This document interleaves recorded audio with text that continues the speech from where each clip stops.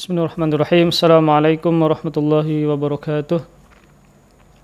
Innal hamdalillah nahmaduhu wa nasta'inuhu wa nastahdihi wa natubu ilaihi wa na'udzu billahi min syururi anfusina wa min sayyiati a'malina may yahdihillahu fala mudilla lahu wa may yudlil fala hadiyalah wa asyhadu an la ilaha illallah wahdahu la syarika lahu wa asyhadu anna Muhammadan 'abduhu wa rasuluhu la nabiyya ba'dah. Qala Allah Ta'ala fil Qur'anil Karim, ya ayyuhalladzina amanu taqullaha haqqa tuqatih wa la tamutunna illa wa antum muslimun. Ya ayyuhan nasu taqu rabbakumul ladzi khalaqakum min nafsin wahidah wa khalaqa minha zawjaha wa batha minhuma rijalan katsiran wa nisaa'a wattaqullaha alladzi tasaaluna bihi wal arham innallaha kana 'alaikum raqiba.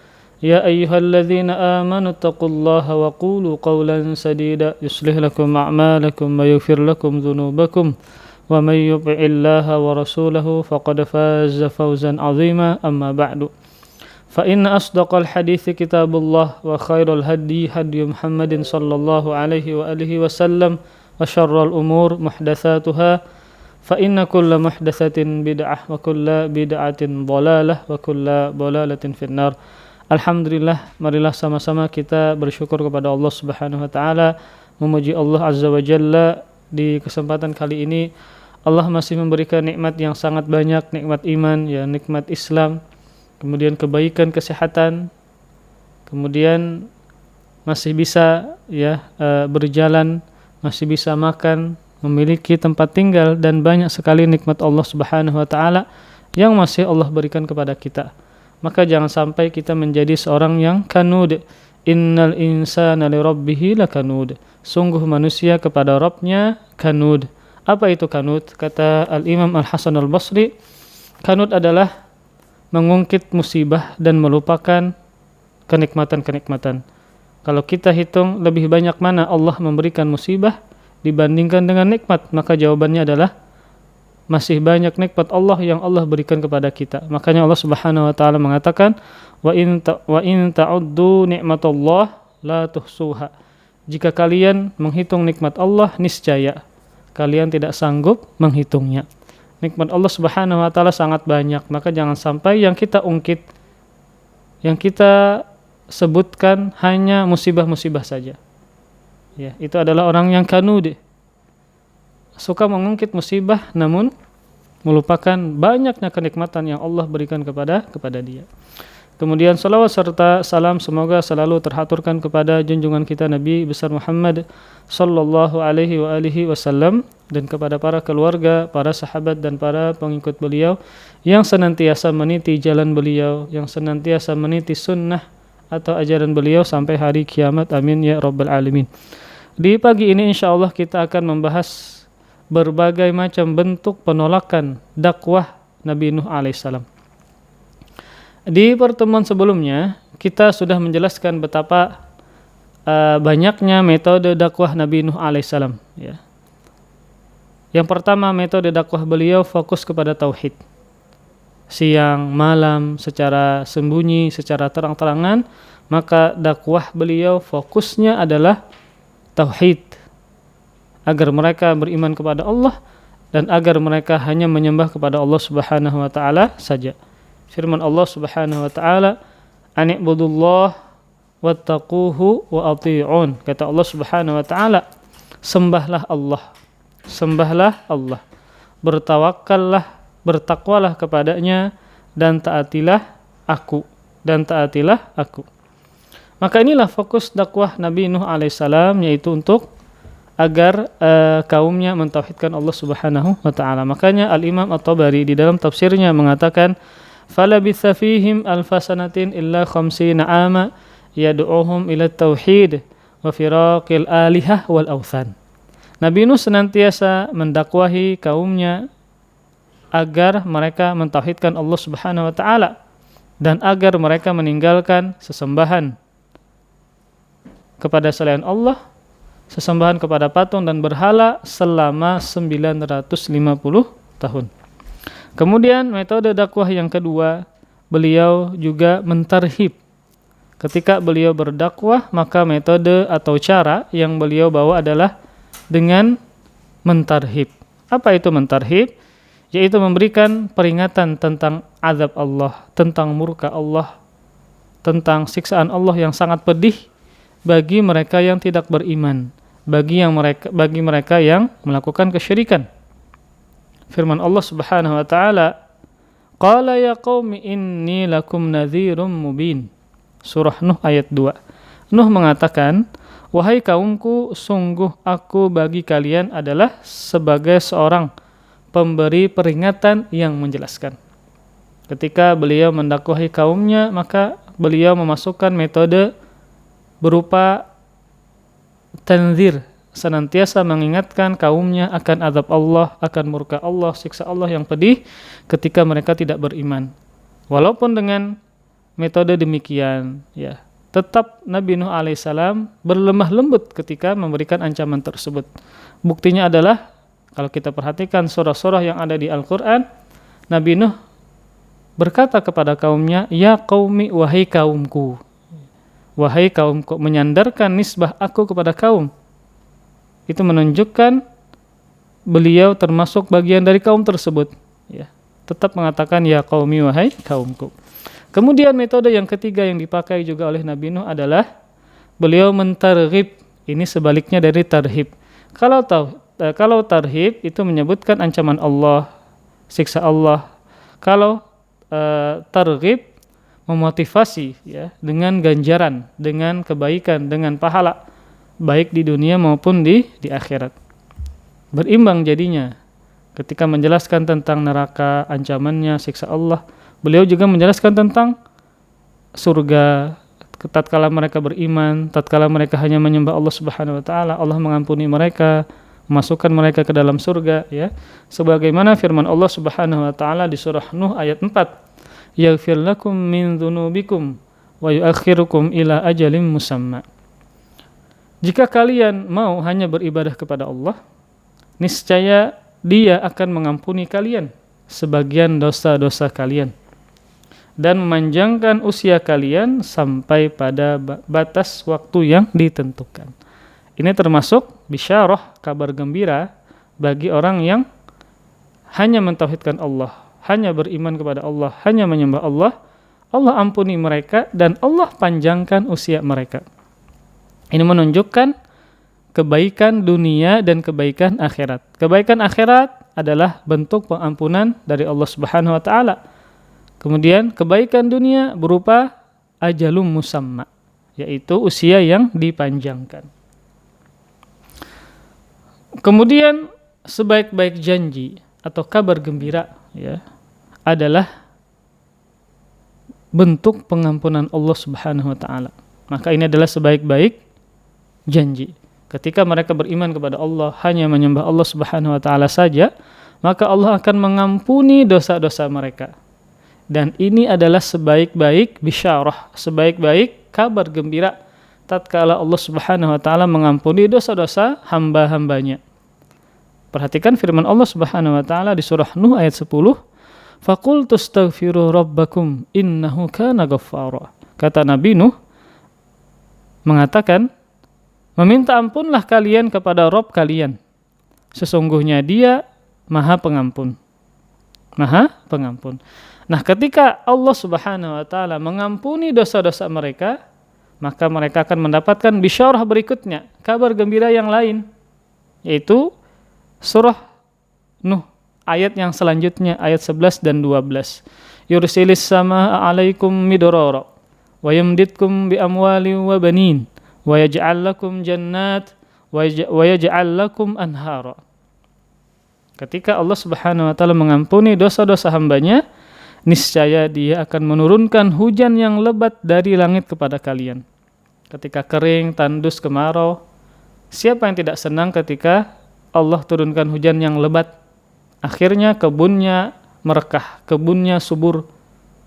Kemudian hewan-hewan menjadi gemuk, bisa hidup karena ada air. Dan manusia pun juga berbahagia karena mereka bisa hidup, ya. Tidaklah bisa manusia itu bertahan ketika tidak ada air, ya. Maka kata Allah, ketika Allah mengampuni dosa-dosa mereka, maka Allah akan menurunkan hujan yang lebat dari langit kepada kalian. Bukan cuma itu. Dan dia Allah maksudnya memperbanyak harta dan anak-anak kalian dan menjadikan kebun-kebun untuk kalian dan menjadikan sungai-sungai untuk kalian. Nah, janji Allah ini kan janji berupa dunia ya. Ketika Allah mengampuni mereka, maka Allah menurunkan hujan, memperbanyak rizki, memperbanyak harta, memperbanyak anak. Ya, kebun-kebun menjadi subur ya. Nah, janji Allah ini sangat cocok dengan situasi atau kondisi kaum Nabi Nuh alaihissalam. Kenapa? Karena di saat itu ya, mereka lagi dilanda kekeringan dan juga kemandulan. Tidak punya anak, tidak punya keturunan. Ketika mereka mau beriman dan meminta ampun kepada Allah, Allah ampuni, Allah berikan hujan ya. Mereka bisa memiliki keturunan ya. Kemudian Allah banyakkan harta mereka. Mereka memiliki kebun yang indah, kebun yang subur. Ya, hewan ternak juga menjadi gemuk-gemuk. Ini adalah rizki atau kebaikan dunia yang Allah tawarkan kepada mereka. Ya, cocok dengan kondisi mereka pada saat itu. Namun apakah mereka beriman? Maka jawabannya tidak. Kecuali sedikit ya, sekitar 80-an orang saja. Ini adalah metode beliau yang ketiga, yaitu memotivasi dengan kebaikan, dengan ganjaran baik di dunia maupun di akhirat. Kemudian metode yang keempat adalah dakwah beliau tanpa kenal lelah. Berjuang luar biasa siang dan malam. Firman Allah Subhanahu wa taala di surah Nuh ayat 5, qala rabbi inni da'autu qaumi laila wa nahara. Kata Nabi Nuh alaihissalam, ya Rabbku, wahai Tuhanku, sungguh aku mendakwahi mereka malam dan siang. Maka pian bayangkan dakwah beliau malam, siang ya, bukan cuma siang aja, bukan cuma subuh aja atau seminggu sekali atau setahun sekali pas daurah saja, bukan. Kalau kita kan ada kajian seminggu sekali, ada setiap hari, tapi terkadang kalau kajian yang cuma kita mengikuti seminggu sekali saja. Maka perhatikan dakwah Nabi Nuh alaihissalam. Subhanallah, siang dan malam beliau berdakwah selama 1000 kurang 50 tahun. Nah, kemudian pian perhatikan di ayat ini ya, Nabi Nuh mengatakan malam dulu baru siang. Wahai Rabbku, aku menyuruh kepada mereka, aku mendakwahi mereka malam dan siang. Kenapa malam yang didahulukan dibandingkan dengan siang? Kata Al-Hafidh Ibnu Ashur dalam tafsirnya At-Tahrir wa Tanwir, kata beliau, malam disebutkan lebih dulu daripada siang karena waktu malam adalah waktu yang utama bagi Nabi Nuh ketika mendakwahi kaumnya. Kenapa? Karena pada siang hari kaumnya ini sibuk bekerja. Maka yang paling utama yang beliau gencar untuk mendakwahi mereka ketika di malam hari. Kemudian cara yang keempat yang beliau gunakan ketika berdakwah adalah dakwah beliau berbagai macam metode, berbagai macam cara. Tidak itu aja. Perhatikan firman Allah Subhanahu wa taala di surah Nuh ayat 8, "Tsumma inni da'autuhum jihara."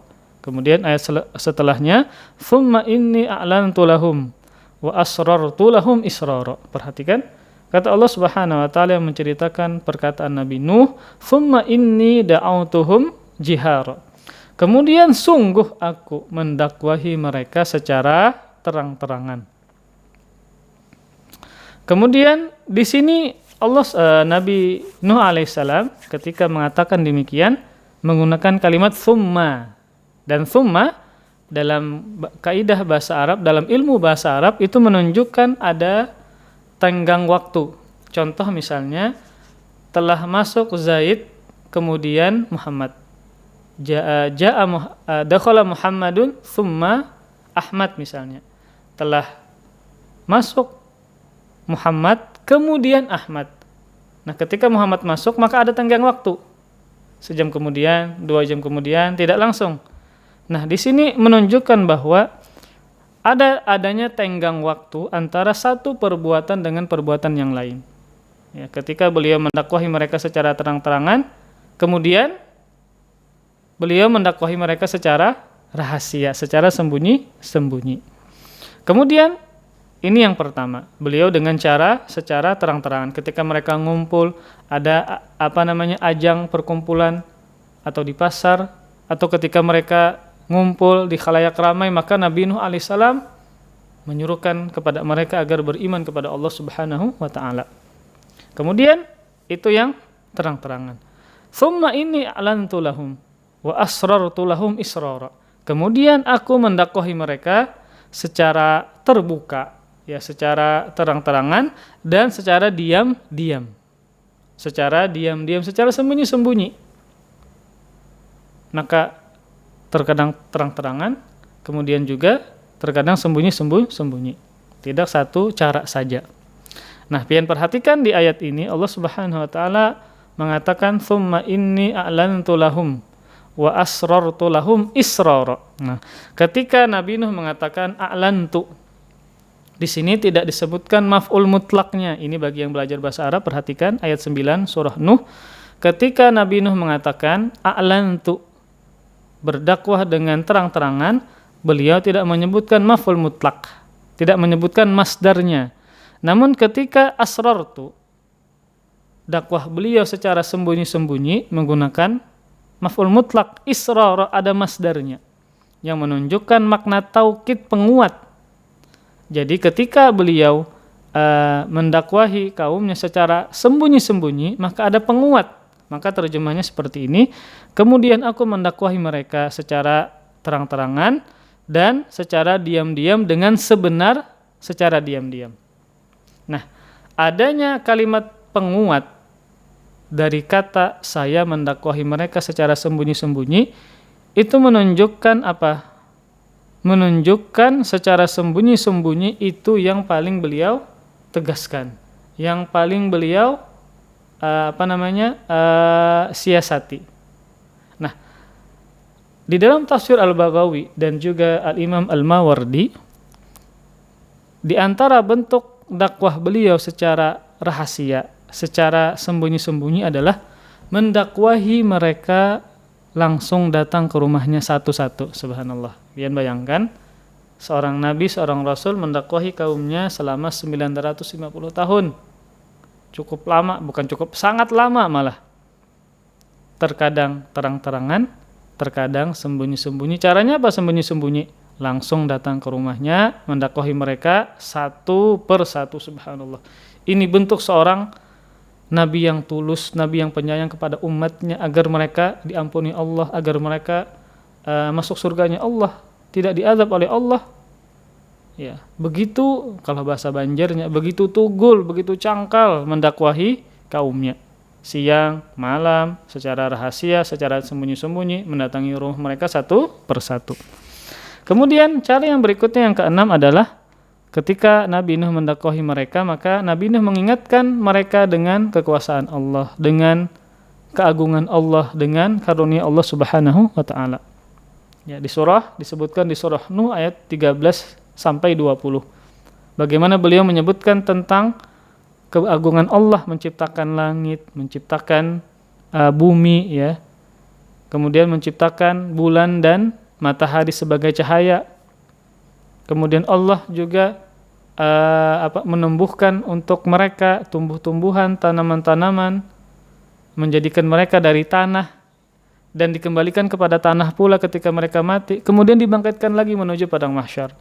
Kemudian Allah juga menjadikan bumi ini sebagai tempat tinggal mereka yang aman, yang bisa mendatangkan manfaat yang luar biasa kepada mereka.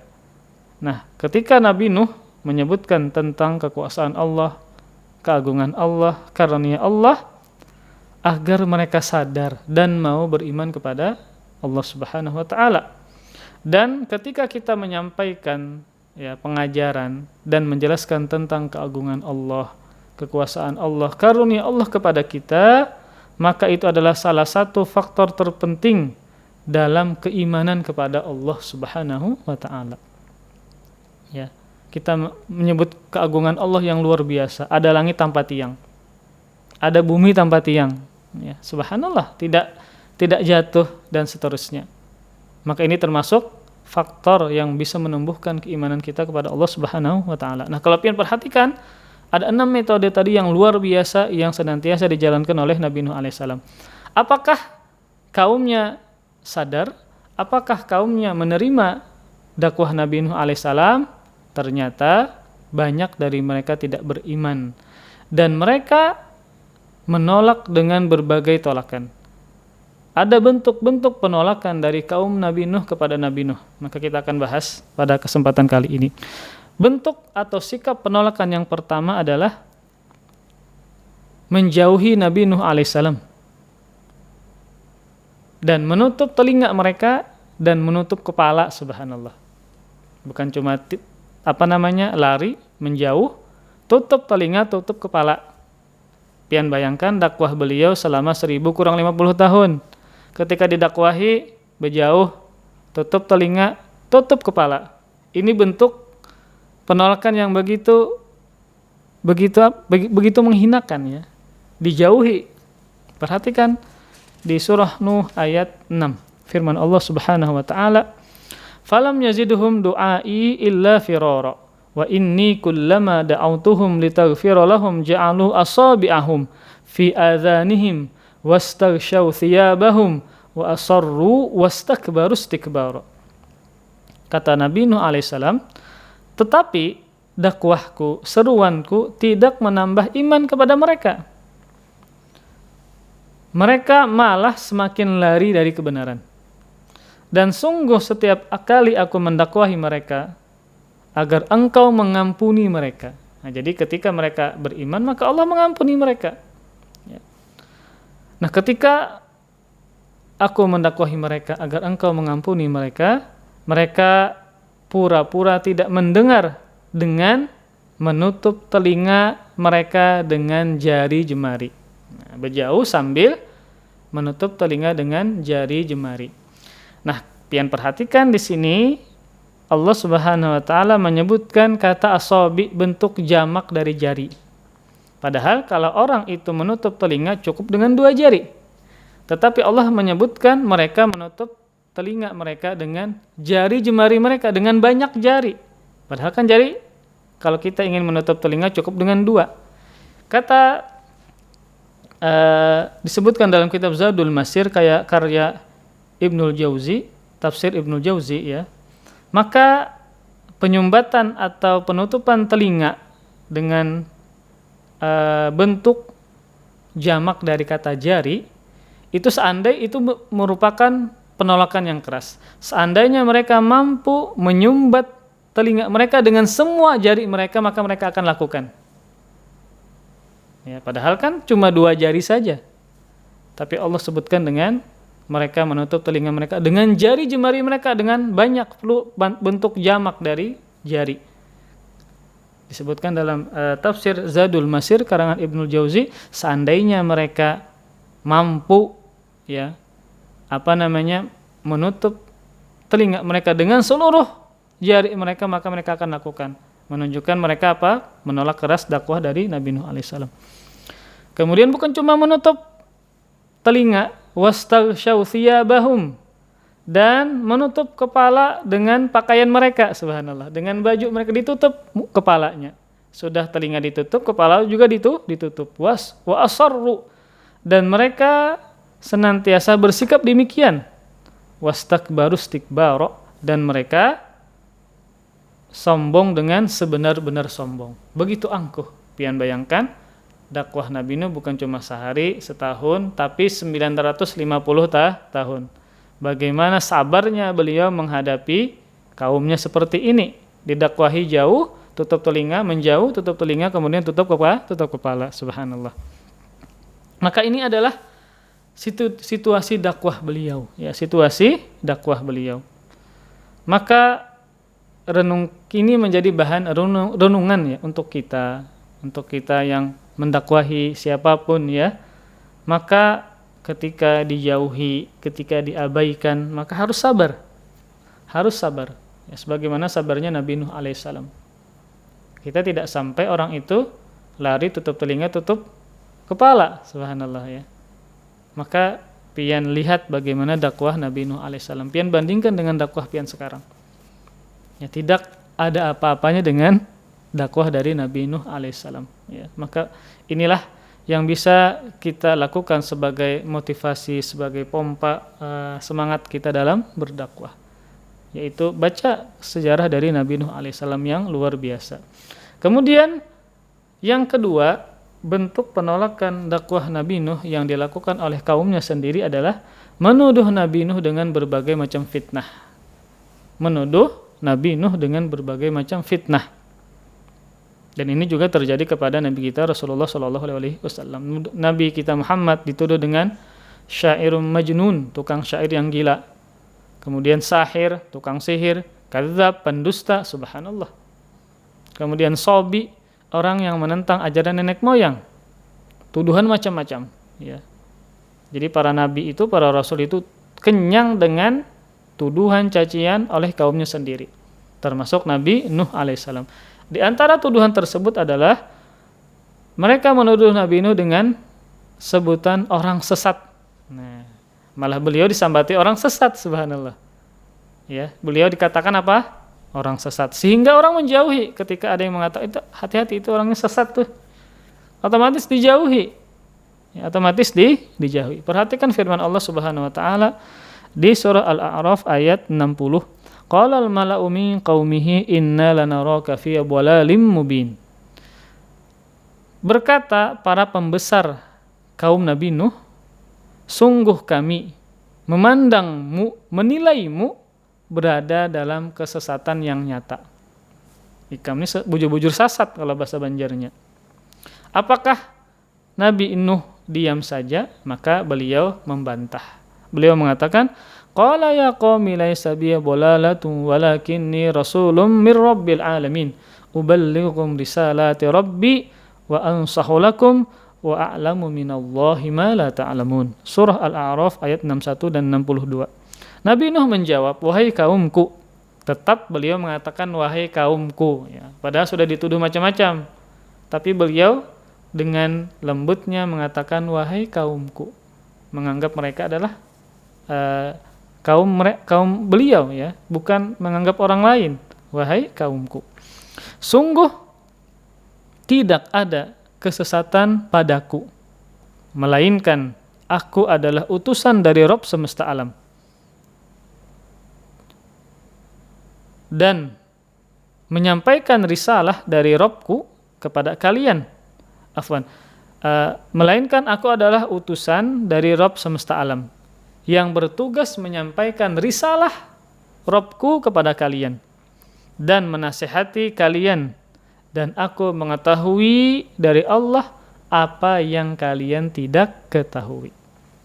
Maka perhatikan bagaimana fitnah kaum Nabi Nuh kepada Nabi Nuh, beliau tidak balas dengan fitnah yang lain, malah menjawab dengan baik, menjelaskan.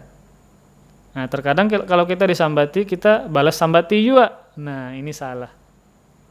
Ya, perhatikan Nabi Nuh alaihissalam selama 950 tahun dituduh macam-macam, beliau menjelaskan apa adanya. Tidak membalas api dengan api. Kalau misalnya Sidin di fitnah macam-macam disambati, beliau balas juga, oh, itu orangnya dasar kayak itu, ini pian sambati pulang, itu salah, ya. Pian dosa juga jadinya, menggibah orang juga.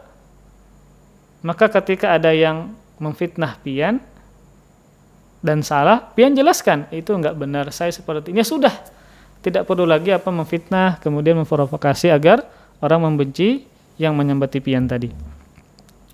Kemudian tuduhan yang kedua, menuduh Nabi Nuh dengan sebutan orang gila. Ini juga terjadi kepada Rasulullah SAW. Syairun majnun, ya, tukang syair yang gila. Nah, Nabi Nuh juga dikatakan sebagai orang gila. Firman Allah Subhanahu Wa Taala di surah Al-Qamar ayat 9. Kadzabat qablahum qaumun Nuh fakadzabu abdana wa qalu majnunu wasdujir. Sebelum mereka telah mendustakan juga kaum Nuh kepada Nabi Nuh. Mereka mendustakan hamba kami, maksudnya Nabi Nuh, dan mengatakan majnun, orang gila.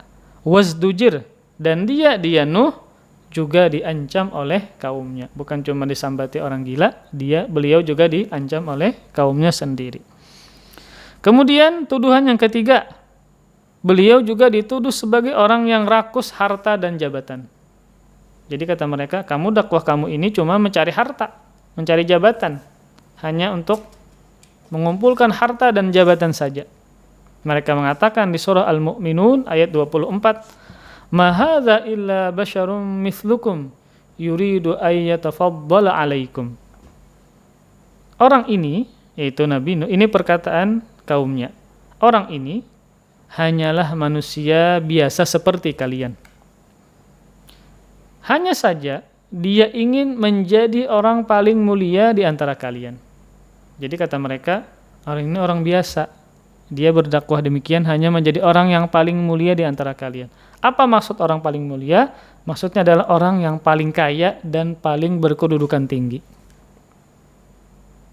Maka ini adalah fitnah yang nyata bagi Nabi Nuh alaihissalam.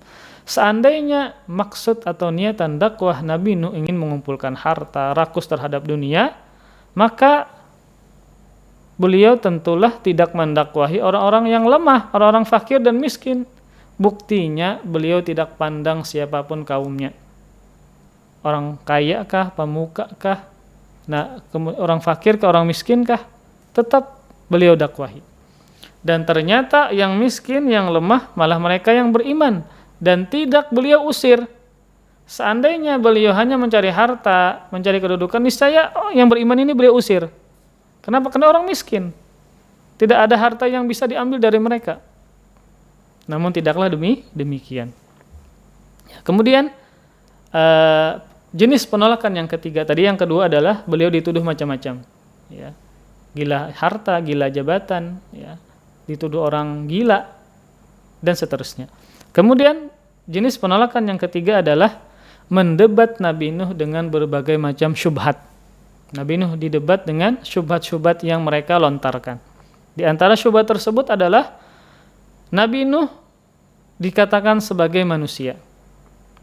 Manusia biasa. Seharusnya kalau utusan Allah, dia adalah malaikat. Dia adalah malaikat. Dan bukan manusia yang sederajat dengan mereka. Ya, kamu ini cuma manusia biasa, seharusnya yang mendakwahi kami ini malaikat. Nah, perhatikan firman Allah di surah Hud ayat 27. Faqala al-mala'u alladhina kafaru min qaumihi ma naraka illa basyaram mithlana.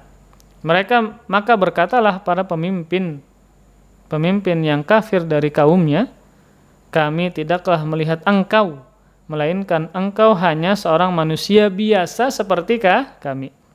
Kemudian juga mereka mengatakan, ma hadza illa basyarum mithlukum yuridu ayyatafaddala 'alaikum walau sya'allah la anzala malaikatan ma sami'na bihadza fi abainal awwalin. Orang ini hanyalah manusia biasa seperti kalian yang bermaksud ingin menjadi seorang yang paling mulia di antara kalian. Kalaulah Allah menghendaki, niscaya dia mengutus beberapa malaikat. Nah, bukan manusia biasa, tapi malaikat.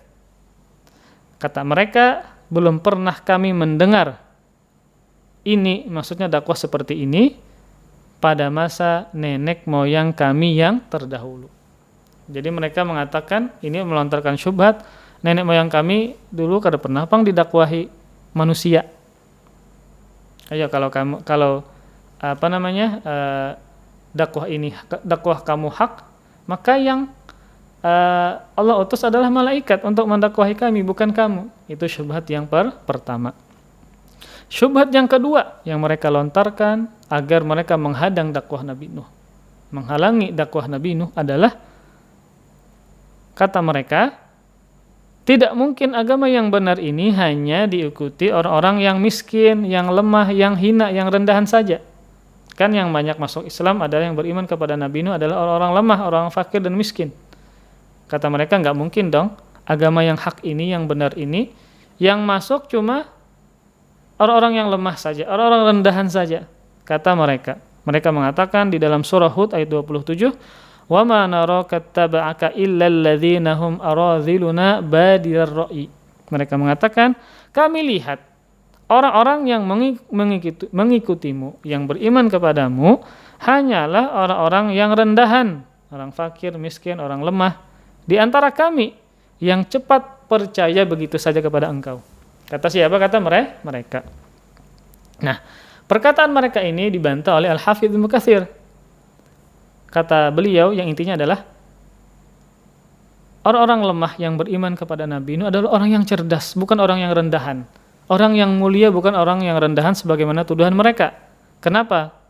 Karena kebenaran ajaran Nabi Nuh yang sangat jelas, yang sangat nyata. Ketika mereka beriman, itu menunjukkan mereka cerdas, hati mereka bersih, bukan orang rendahan. Ya, bukan orang rendahan. Nah, Nabi Nuh pun juga tidak tinggal diam. Beliau membantah syubhat ini, ya, dengan menjelaskan bahwa dakwah beliau sama sekali tidak bertujuan harta. Makanya yang beriman adalah orang fakir miskin dan beliau terima. Kalau seandainya beliau mencari harta, otomatis yang beriman dari kalangan miskin, yang lemah, beliau usir. Perhatikan firman Allah Subhanahu wa taala di surah Hud ayat 29 dan 30.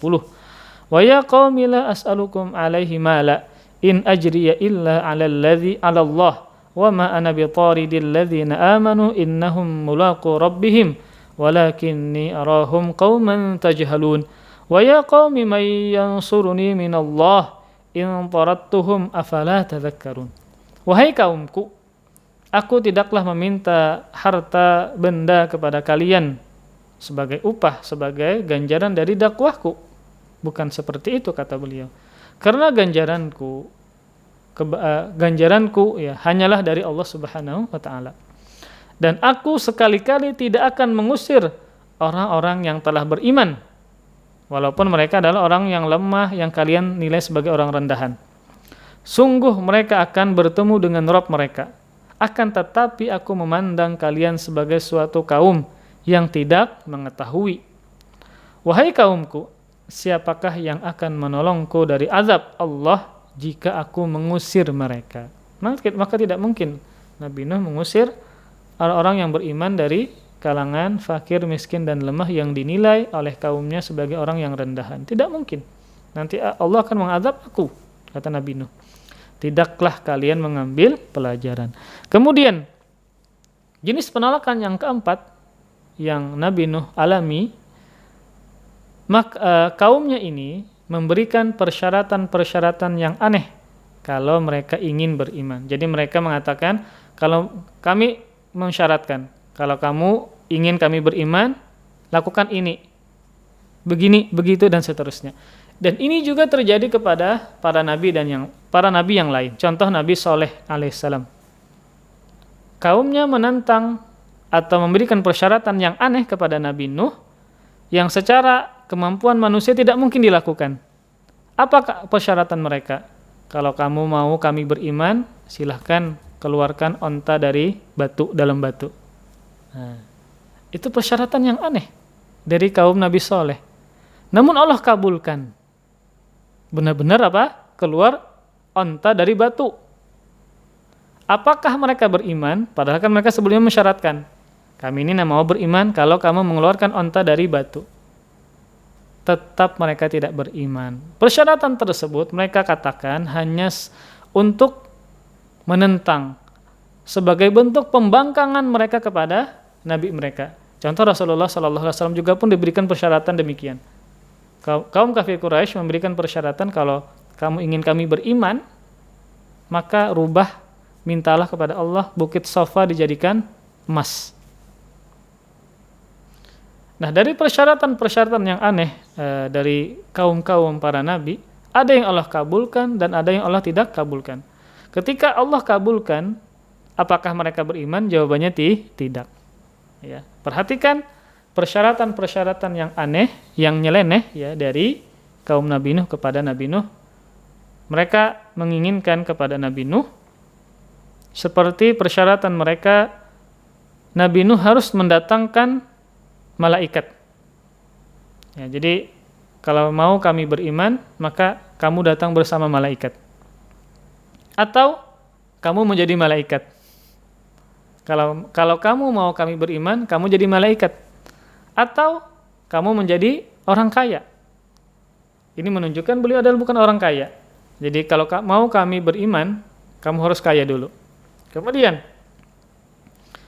mereka juga mensyaratkan kamu harus tahu perkara yang gaib. Ingat para nabi, semua manusia tidak tahu perkara yang gaib. Dan juga mereka memberikan persyaratan mengusir orang miskin dari dakwahnya. Ini persyaratan-persyaratan yang aneh. Kalau beriman ya beriman saja.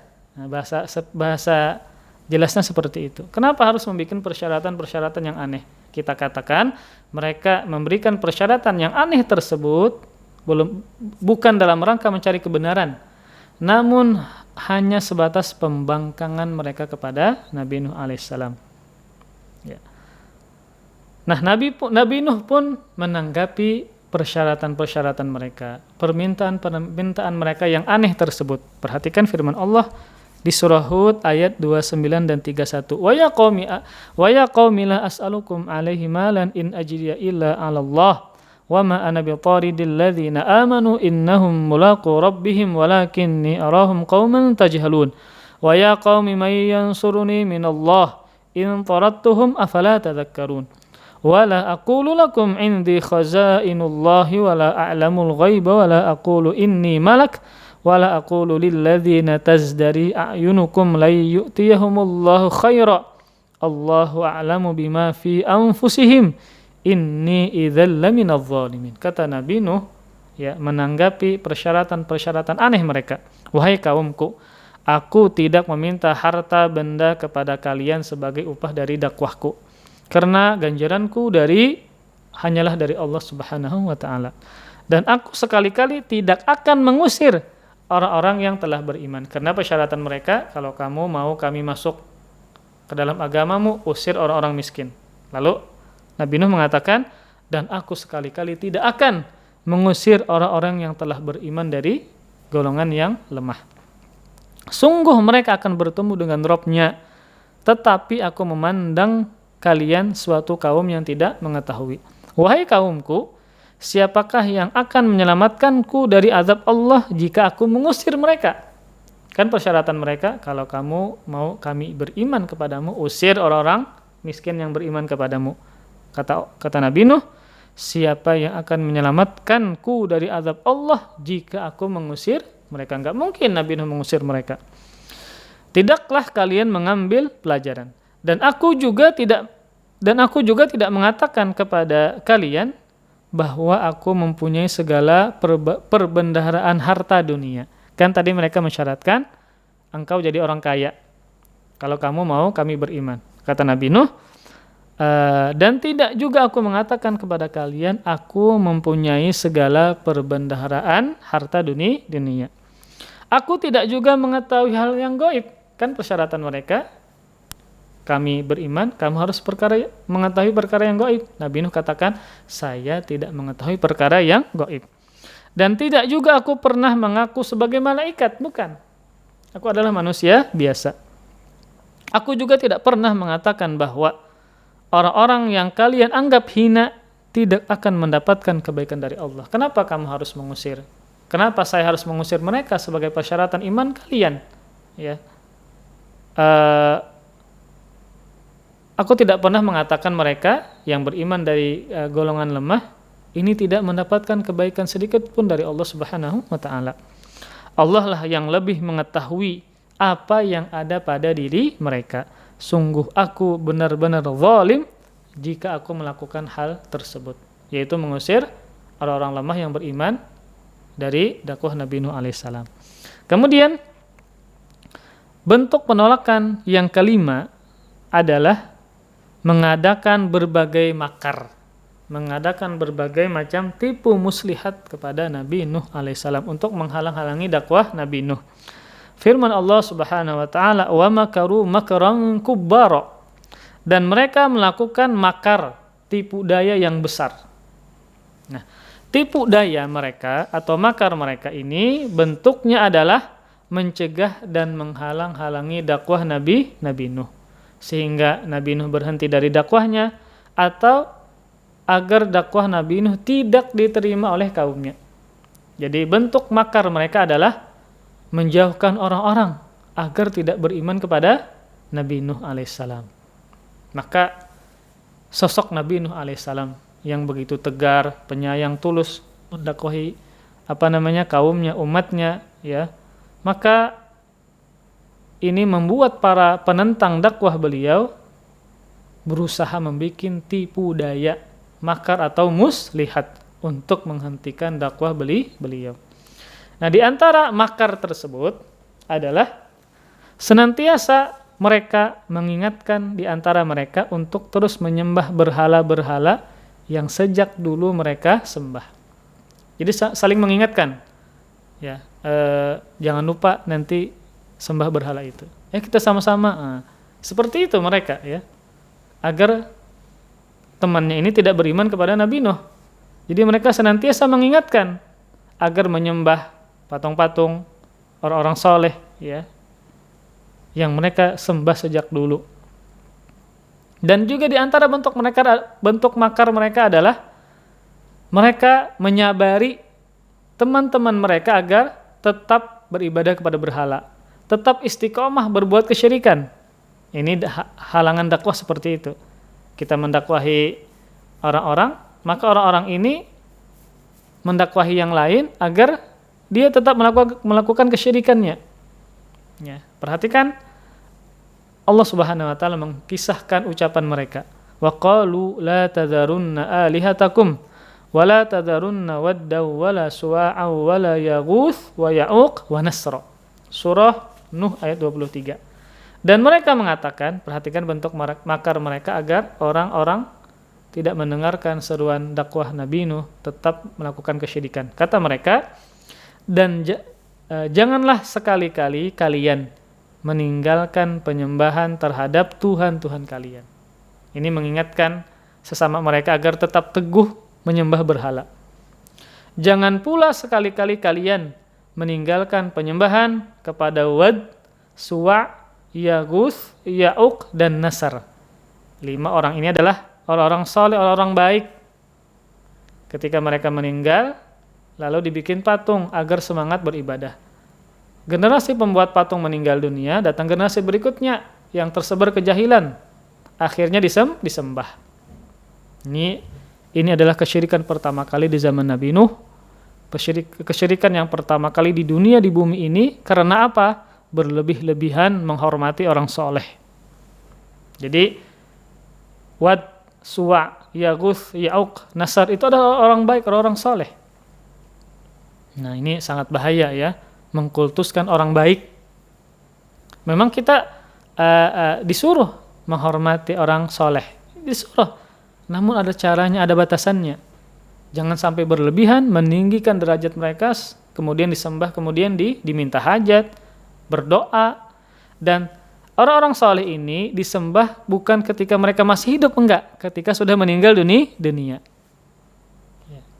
Ini waliyadzubillah, jangan sampai kita pergi ke kuburan orang soleh yang dianggap wali misalnya, lalu kita minta hajat. Enggak boleh, minta hajat hanya kepada Allah Subhanahu wa taala. Ya. Bukankah kita sering mengatakan Allahus Samad? Allah adalah tempat mengadu. Kenapa mengadu kepada kuburan, mengadu hajatnya, mengadu jodohnya, mengadukan permasalahan ekonomi kepada kuburan? Jangan seperti itu. Hanya Allah lah tempat satu-satunya mengadu semua permasalahan kita. Ya. Jadi bentuk makar mereka dalam rangka menghalangi dakwah Nabi Nuh adalah saling mengingatkan di antara mereka agar tetap menyembah patung, agar sabar menyembah patung, istiqamah menyembah patung. Maka begitulah, ya, kondisi ketika siapapun mendakwahkan tauhid, maka ada orang-orang yang menghalangi, yang menyabari sesama mereka agar tetap melakukan kesyirikan. Ya, menghalang-halangi dakwah. Maka lihat cerita Nabi Nuh alaihissalam, beliau pun juga demikian, dihalang-halangi, ya, dihalang-halangi macam-macam. Kemudian bentuk penolakan yang keenam dari dakwah Nabi Nuh adalah Nabi Nuh diancam dengan gangguan fisik. Nah, tuduhan sudahnya, makar sudahnya, kadang mempan juga, tetap Nabi Nuh berjuang berdakwah siang dan malam tanpa kenal dan letih. Akhirnya apa? Mengancam dengan ancaman fisik. Nah, sudah sambatan kadang mempan, sudah macam-macam dituduh ini dan itu, kadang mempan. Akhirnya apa? Mengancam dengan gangguan fisik. Ya, firman Allah Subhanahu wa taala, qalu la illam tantahi ya Nuh latakunanna minal marjumin. Surah Asy-Syu'ara ayat 116. Mereka mengatakan, wahai Nuh, jika engkau tidak berhenti berdakwah, berhenti menyeru, ya, niscaya kami benar-benar akan merajammu. Pian perhatikan ayatnya. Di sini fiilnya, kata kerjanya ada dua penguat. La takunanna, lam huruf taukid, diakhiri dengan nun taukid. Perhatikan terjemahnya. Wahai Nuh, jika kamu tidak berhenti berdakwah, niscaya kami benar-benar, atau niscaya sungguh kami benar-benar akan merajammu. Ini adalah ancaman yang luar biasa. Menggunakan dua taukid penguat. Bujuran nah. Ikam bujuran nah. Dua kali bujuran nah, ikam kami rajam dengan engkau kami rajam. Apa rajam? Melempar dengan batu sampai mati. Nah, ini gangguan fisik yang luar biasa yang terjadi kepada seorang nabi, seorang rasul yang sangat tulus menyayangi umatnya agar jangan sampai disiksa Allah Subhanahu wa taala. Namun malah kaumnya apa? Agar menghalangi dakwah Nabi Nuh, kalau kamu terus tidak berhenti berdakwah, kami akan merajammu. Kami benar-benar sungguh akan merajammu. Rajam adalah melempar batu sampai mati. Namun anugerah kesabaran dari Allah, keimanan yang luar biasa dari Allah, tidak membuat nyali Nabi Nuh ciut. Kalau diancam orang ampih berdakwah kada. Kesabaran beliau yang tinggi, level iman beliau yang luar biasa kepada Allah, tawakal beliau yang luar biasa kepada Allah Subhanahu wa taala, tidak membuat ciut nyali Nabi Nuh alaihissalam. Allah Subhanahu wa taala berfirman mengisahkan jawaban Nabi Nuh terhadap ancaman kaumnya sendiri. Kata Allah Subhanahu wa taala, "Watlu 'alaihim naba'a Nuh idz qala liqaumihi ya qaumi in kana kabura 'alaikum maqami wa tadhkiri bi ayatillah fa 'alallahi tawakkaltu fa ajmi'u amrakum wa syuraka'akum thumma la yakun amrukum 'alaikum ghummah thumma qadu ilayya wa la tunzirun fa in tawallaitum fama sa'altukum min ajrin in ajriya illa 'ala Allah wa umirtu an akuna minal muslimin." Surah Yunus ayat 71 dan 72.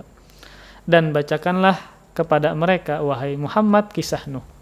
Ketika dia Nuh mengatakan kepada kaumnya, ketika Nabi Nuh diancam hendak dirajam, wahai kaumku. Nah, tetap beliau mengatakan wahai kaumku, bukan orang-orang yang kada baik, orang-orang kurang ajar, bukan seperti itu. Beliau tetap lembut mengatakan wahai kaumku, jika keberadaanku dan dakwahku di tengah-tengah kalian terasa berat bagi kalian sehingga kalian mulai mengancamku, maka ketahuilah hanya kepada Allah lah aku bertawakal.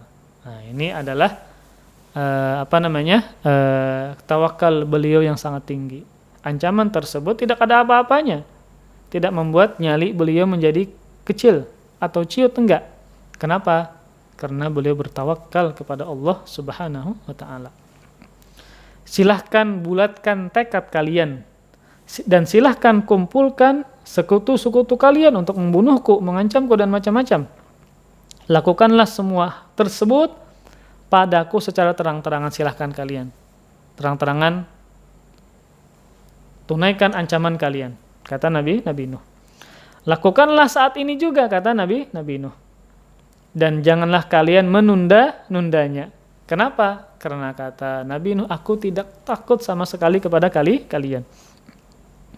Jika kalian tetap berpaling dari dakwahku, maka ketahuilah bahwa aku sama sekali tidak minta upah atau ganjaran kepada kalian. Tidak seperti itu. Aku tidak dakwahku seperti ini siang dan malam. Bukan untuk mencari ganjaran, mencari dunia kalian, bukan. Upahku atau ganjaranku tidak lain hanyalah dari Allah Subhanahu wa Ta'ala saja. Aku telah diperintahkan untuk berislam. Ya. Kemudian juga Allah juga mengisahkan ucapan Nabi Nuh yang lainnya.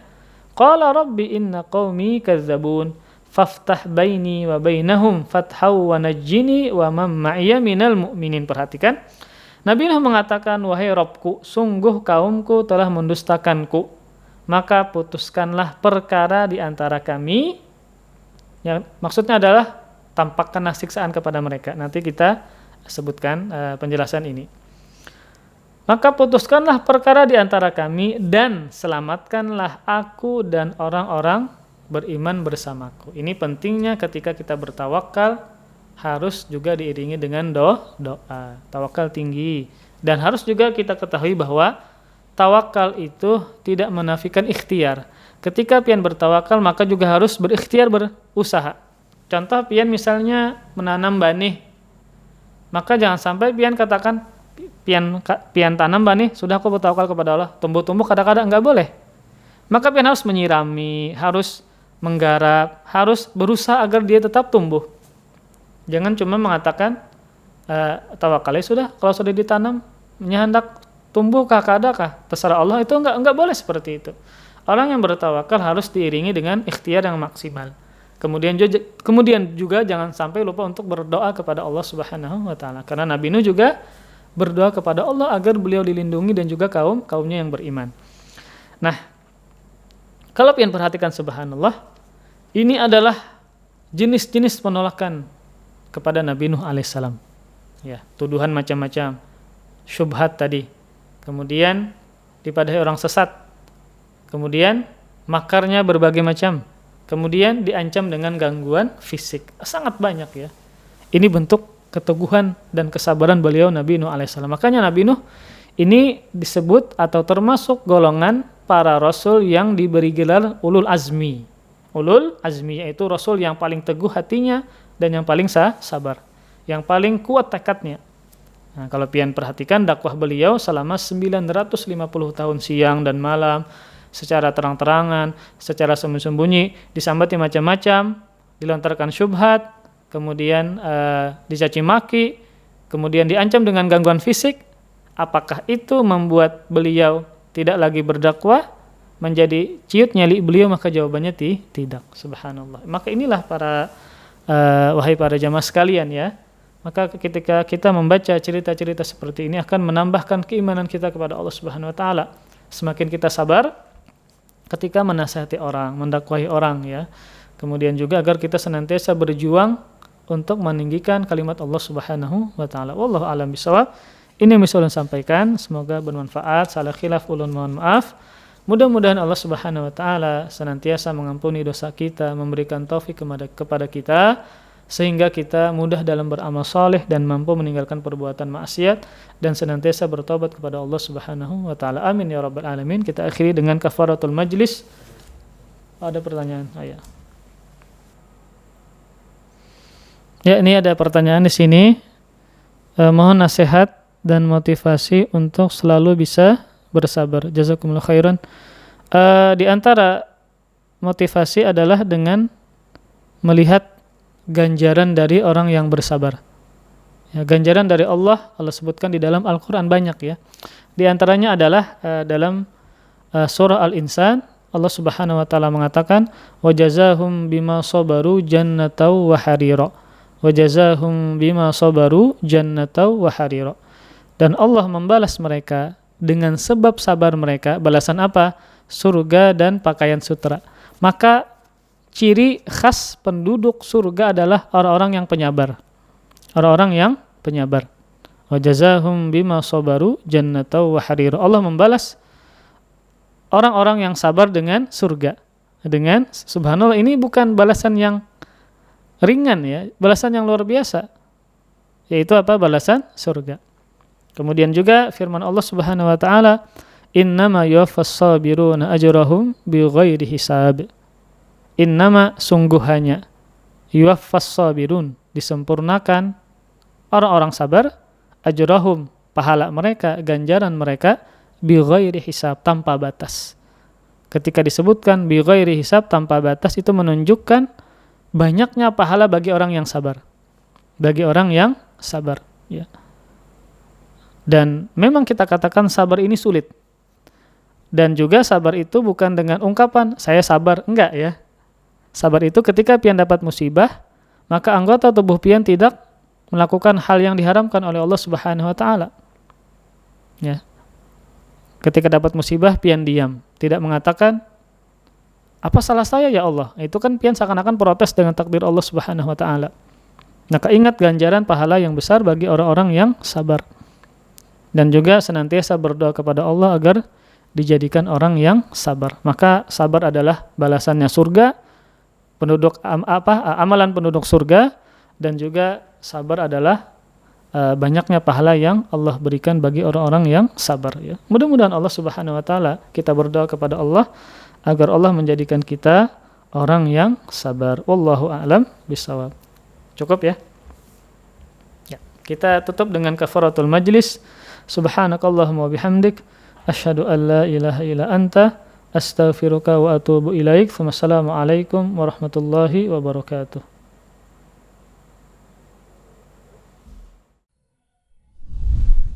Terima kasih. Jazakumullah khairan wa barakallahu fikum. Video ini dibuat atas partisipasi dari donasi Anda. Semoga menjadi amal jariah bagi Anda semuanya.